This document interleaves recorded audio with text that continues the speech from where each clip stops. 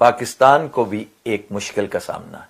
अब वो क्या है? जी हां, वही तुर्की जो हमेशा अपने पड़ोसियों को डरा कर रखता था, आज भारत की एक चाल से खुद डर गया है। दोस्तों, भूमध्य सागर की गहराइयों में इस वक्त जो हलचल मची हुई है उसने पूरी दुनिया का ध्यान अपनी तरफ खींच लिया है। समुद्र की लहरों के बीच भारत और तुर्की के बीच ऐसा टकराव हुआ है जिसने अंतरराष्ट्रीय राजनीति और सामरिक समीकरण को हिलाकर रख दिया है। कि हमें गौर करना चाहिए इस पे कि ये जो हालात हैं आज से 6 माह पहले 8 माह पहले शायद इतने खराब नहीं थे जितने अब हुए हैं। ये इंडियन प्राइम मिनिस्टर की रगे मार धाड़ एक बार फिर फड़कने लगी। तुर्की जो अब तक खुद को भूमध्य सागर का बादशाह समझता था, अचानक भारत के सामने नतमस्तक होता दिखाई दे रहा है। तो ये सारे सवाल हमारे लिए जो है ना काबिल गौर हैं, हमें इन पे गौर करना चाहिए। खास तौर पे जो पढ़े लिखे सेक्शंस हैं हमारे अवाम के, उनको गौर करना चाहिए कि हम किस बंद गली में आ गए हैं।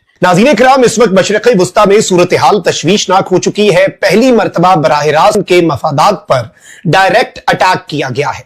इसके बाद की सूरत हाल अब इंतहाई तशवीशनाक है और यह सब हुआ है भारतीय नौसेना की ताकत, उसके जज्बे और उसके प्लान बी की वजह से। तुर्की ने हाल ही में भारत को सीधे चुनौती दी थी। उसने साफ साफ कहा था कि अगर भारत ने अपना युद्धपोत INS त्रिकंद भूमध्य सागर से वापस नहीं लिया तो नतीजे बेहद खतरनाक होंगे। तुर्की का इशारा साफ था, भारत को डराकर यहां से खदेड़ना। लेकिन शायद तुर्की भूल गया था कि भारत डरने वालों में से नहीं है। भारत तो हमेशा मौके पर जवाब देने में यकीन रखता है और वही हुआ। भारत ने न केवल तुर्की की धमकी को नजरअंदाज किया बल्कि ऐसा करारा जवाब दिया कि तुर्की के होश उड़ गए। हमला हो गया। अब हम आराम से बैठे रहे कि अच्छा जी देखें इस्लामी दुनिया क्या करेगी, बैनुल-अक़वामी बरादरी क्या करेगी, तुर्की क्या करेगा, कुछ भी नहीं को करेगा। इंटरनेशनली बहुत बड़ी डेवलपमेंट हो गई है। आजकल पाकिस्तान में खबरें तो हैं ही हैं, लेकिन इंटरनेशनली पाकिस्तान से कनेक्टेड, उम्मा से कनेक्टेड बहुत ज्यादा खबरें आ रही हैं और इन पे बात करना इंतहाई जरूरी है। भारत ने समय बर्बाद नहीं किया। INS त्रिकंद से सीधे एक नहीं बल्कि 3 ब्रह्मोस मिसाइलें दाग दी गई। ब्रह्मोस मिसाइल, जिसे दुनिया की सबसे घातक सुपरसोनिक क्रूज मिसाइल माना जाता है, जब समुद्र की गहराइयों से निकलकर तुर्की के ठिकानों की तरफ बढ़ी तो भूमध्य सागर का माहौल ही बदल गया। तुर्की की नेवी जो अब तक आगे बढ़ने की कोशिश कर रही थी, अचानक बैकफुट पर चली गई। उसका रवैया, उसकी गुफ्तगू, उसके उम्माल, उसके चहेते, उसका मीडिया वही जहर फिशानी फिर से करने लगा है। काफी अरसे से वो कर रहा है टारगेट। वो तो ही धमकी भी दी थी and it is quite possible कि ये किसी दिन जिस किस्म की अनाउंसमेंट्स करता है, एग्जीक्यूटिव अनाउंसमेंट। और भी आपको अपडेट करेंगे, मोदी का जंगी जुनून उरूज पर है। तुर्की जंग का है, जंगी जुनून और फुस्तायत में मुब्तला मोदी सरकार। क्योंकि पाकिस्तान को अब एक इंतहाई कदम उठाना होगा और इस इंतहाई कदम में पाकिस्तान की फजाइया और पाकिस्तान की अफवाज मुकम्मल तौर पर ना सिर्फ हाई अलर्ट पे हैं, बल्कि इस वक्त वो बहुत सी पोजीशन संभालने के लिए भी मुकम्मल तौर पर तैयार है। ये सारी डिटेल्स आपके सामने रखनी है, एक्सक्लूसिव स्टोरी है। ये मिसाइलें सिर्फ तुर्की के लिए नहीं थी। दरअसल इनके पीछे साफ संदेश था कि जो भी देश भारत के खिलाफ खड़ा होगा, चाहे वह तुर्की हो या सऊदी अरब, उसे भी परिणाम भुगतने पड़ेंगे। दोस्तों, तुर्की की रातें अब चैन से नहीं कट रही।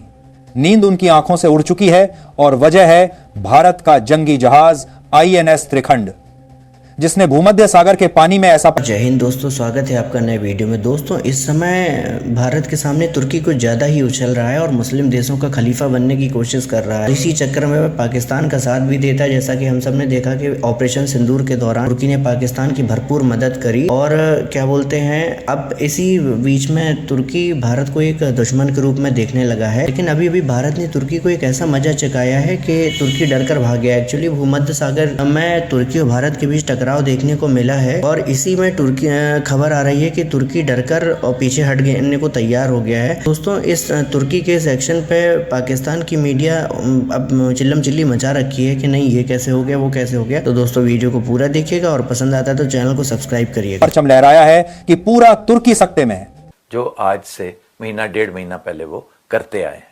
थोड़ी देर के लिए जैसे एक वक्फा होता है ना, अब वो फिर से अपने फर्मे में वापस आ रहे हैं। अब इंडियन फॉरेन सेक्रेटरी की गुफ्तगू सुनिए, जिसपे बार बार वो चिल्ला चिल्ला कर कह रहे हैं। आपको याद होगा कि आज से 10-15 साल पहले, 20 साल पहले इंडियन जब कहते थे ना पाकिस्तानियों को हम एक ही कुछ हैं, तो पाकिस्तानी गुस्से में आ जाते थे। एक यहाँ पे इंडियन जर्नलिस्ट होते थे तो उन्होंने बकायदा इस पे किताब लिख दी कि ये ना कहना किसी पाकिस्तानी से कि हम एक ही लोग हैं। तो अब देखिए कि कहां से कहां हालात पहुंच गए हैं। तो मेरा ख्याल है कि ये हमारे लिए एक सोल सर्चिंग का मकाम है, इंट्रोस्पेक्शन का मकाम है कि इतने हालात क्यों खराब हो गए। और हमारे जो सोचने समझने वाले थिंकिंग सेक्शंस हैं, उनका काम है कि आवाम को एक्सप्लेन करें कि हम इस बंद गली में कैसे पहुंचे और क्यों पहुंचे और इससे हमें फायदा क्या हो रहा है। यही वजह है कि इन मिसाइलों का असर केवल तुर्की तक सीमित नहीं रहा, बल्कि सऊदी अरब के भी होश उड़ गए। दोस्तों, भारत ने यह सब अचानक नहीं किया, यह पहले से सोची समझी रणनीति का हिस्सा था। भारत जानता था कि तुर्की ऐसा कदम उठा सकता है, इसलिए उसने पहले ही 4 युद्धपोतों को अलग अलग जगहों पर तैनात कर दिया था। एक जहाज ईरान के पास, दूसरा नॉर्थ अटलांटिक के हिस्से में और तीसरे को जिब्राल्टर के नजदीक खड़ा कर दिया गया था। यानी भारत ने भूमध्य सागर को 3 तरफ से घेर रखा था और जैसे ही तुर्की ने अल्टीमेटम दिया, भारत ने प्लान बी को इंप्लीमेंट कर दिया। इसके बाद तो हालात ही बदल गए। तुर्की जो धमकी दे रहा था वही अब पीछे हटने लगा। उसने अपने नेवल शिप्स को पीछे बुलाना शुरू कर दिया और भारत के लिए रास्ता खोल दिया। सोचिए, एक देश जिसने यूरोप से लेकर एशिया तक अपनी दादागिरी दिखाने की कोशिश की, वहीं अब अपने ही समुद्री इलाके में खामोश खड़ा है। लेकिन असली सवाल यही है कि आखिर यह त्रिखंड है क्या। इस वक्त इंपॉर्टेंट चीज ये डिस्कस हो रही है कि पाकिस्तान की जो पॉलिटिकल लीडरशिप और मिलिट्री लीडरशिप जो है, उनकी मुलाकात हुई है व्हाइट हाउस में डोनाल्ड ट्रंप के साथ। और डॉक्टर साहब, जो सेंट्रल सवाल है वो मैं पूछना चाहता हूं, हर बंदा पाकिस्तान के अंदर भी और दुनिया में एक सवाल का जवाब पूछना चाहता है कि ये हुआ क्या है। ये ट्रंप अंडरस्टैंड करता है कि फ्यूचर में उसे भारत की जरूरत है और देखेंगे आप, फ्यूचर में भारत अमेरिका के बहुत करीब आएगा और यही चीज ट्रंप कर भी रहे हैं। दोस्तों, जो रियल अपॉलॉजी होती है वो होती है पॉलिसी चेंजेस में। डोनाल्ड ट्रंप या उनकी जो गवर्नमेंट है अमेरिका की, उन्होंने हमेशा ही हमें बड़ा ही गंदे तरीके से ट्रीट किया हिस्टोरिकली। लेकिन अभी जो हमारा जो ट्रीटमेंट है हमारे डिप्लोमेट्स का, जब जयशंकर जी जाते हैं, अभी पीयूष गोयल जी गए हैं, पहले मोदी जी गए थे, आपने देखा है कि वहां पर एक रियल अपॉलॉजी वहां पर दिखती है आपको कि पॉलिसी की चेंजेस है। इन द वे ये अमेरिका की धरती पे बैठकर हम जैसे उनकी वाट लगा के आते हैं। तो अमेरिका ने आपको अब डिक्टेशन देना बंद कर दिया, दे आर कंसल्टिंग यू। अभी मोदी जी के बर्थडे के ऊपर डोनाल्ड ट्रंप का ट्वीट क्या था कि I am thankful to you for your intervention in Russia Ukraine war, यानी कि कहीं ना कहीं मोदी जी की हेल्प ली गई यूक्रेन और रशिया की वॉर को रुकवाने के लिए। कुछ American satellites have discovered that there is some genuine presence of rare earth materials, क्योंकि ऑलरेडी $500 मिलियन कमिट कर दिए हैं डोनाल्ड ट्रंप ने, यूएस ने, to invest in Pakistan. Already इस मीटिंग से पहले ही दे चुके थे $500 million to basically look for rare earth materials. Cobalt को भी देख रहे हैं, सोना को भी देख रहे हैं, टंगस्टन को भी देख रहे हैं। So they are looking at many serious materials. दूसरी चीज ये है कि ये जो इंडिया के प्रवीण सोहनी है, उनकी एक थियरी है कि it is possible that Donald Trump is going to look at certain Middle Eastern countries और खित्ते के मुल्कों को थ्रू पाकिस्तान। तो आपने सुना होगा कि जो बागराम जो बेस है उसकी नेगोशिएशंस डिस्कशंस चल रहे हैं अमेरिका के। किसके थ्रू चल रहे हैं? Is Pakistan the mediator there?